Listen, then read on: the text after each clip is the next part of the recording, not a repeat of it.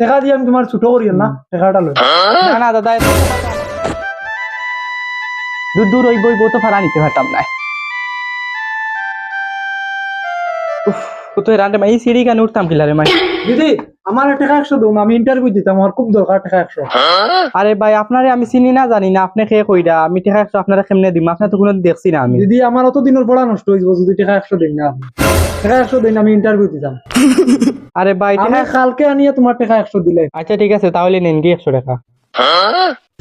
আচ্ছা, আমি আপনার টাকা দিয়া আর আপনি অত কষ্ট করি মানে পড়িছেন আজকে ইন্টারভিউ দিতা, যদি আপনার চাকরিটা সাকসেস হয়ে যায় তাহলে আমার টাকাটা আর দেওয়া দিতে লাগতো না না। দিদি আমি তোমার টাকাটা কালকে দিলাম। আচ্ছা ঠিক আছে, লাগতো না দিতে।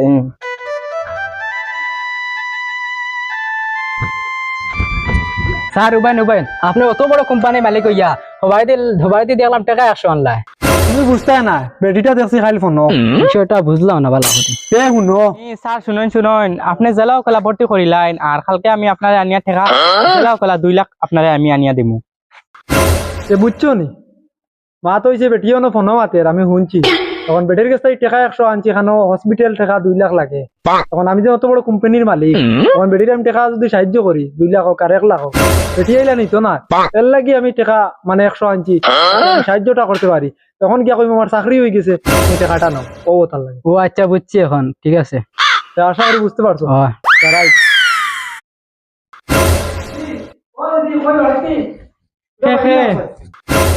চিনছো নি আমারে?